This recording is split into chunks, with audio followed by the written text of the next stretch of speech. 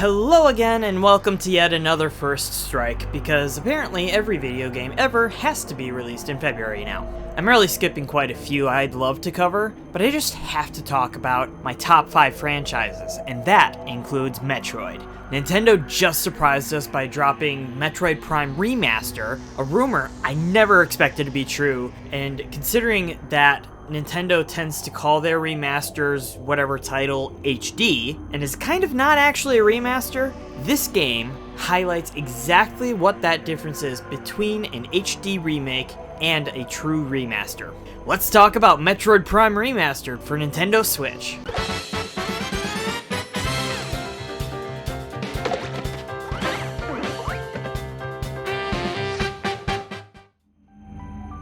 Metroid Prime first came out after an 8-year Metroid drought following what many consider to be the best in the series, Super Metroid. Due to the landmark design of that game, the years without a new game, and the departure from side-scrolling to first-person gameplay, there were major doubts that this game would be any good. Somehow, miraculously, it turned out to be maybe the second best Metroid game in the series, depending who you talk to, and it feels just as classically wonderful as Super Metroid. In this game, Samus stops to check a distress call at a space pirate satellite station where they were clearly running biological experiments that went very badly. The station is self-destructed and crashes onto the surface of Talon 4 after Samus escapes, and she follows it to the surface to investigate further and chase after Meta Ridley. Clean, simple Metroid storytelling. These games are more about atmosphere and game design anyway, so a nice straightforward story is perfect. Everything is perfectly intact here, but in a surprise to me, apparently the European version added a narrator to some cutscenes, and they added it to ours this time. That's so cool! I had no idea they did that! Well, that explains the weird voiceover in the remixed title song they put in Smash. Awesome!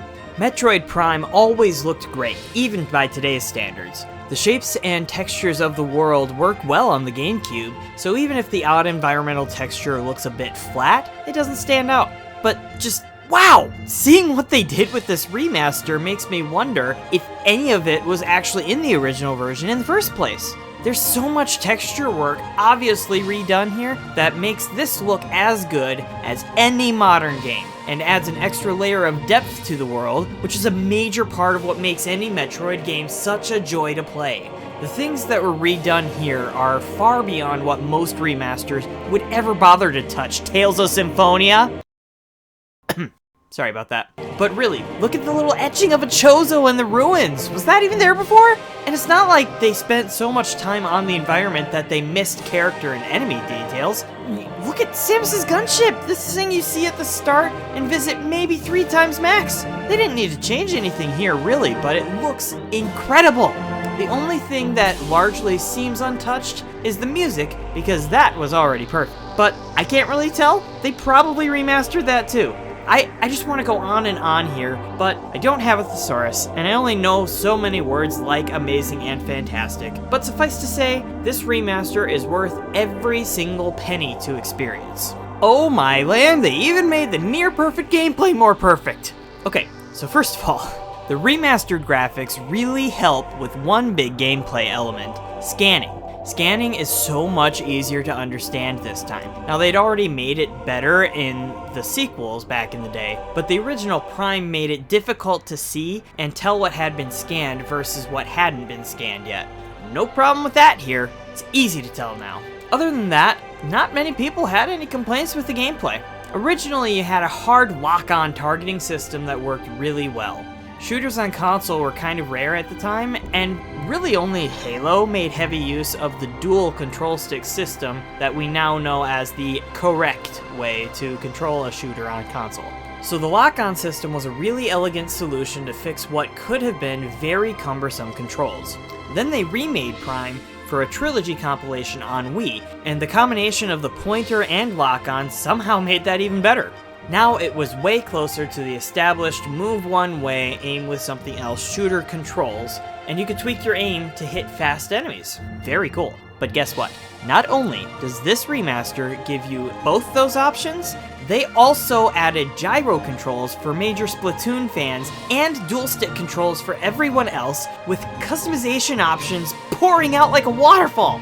These are things that so many remasters don't even bother with, yet here we have almost too many additions just to be sure that everyone can play this amazing game exactly how they want to. Unbelievable. I know I kind of say this as a joke a bunch when I get really excited about a game, but I honestly can't think of any pitfalls for this game. No, seriously, every little nitpick this game could ever have is just gone. You can play it however you want to. It's the best looking video game I've ever seen. Just full stop, it's just perfect.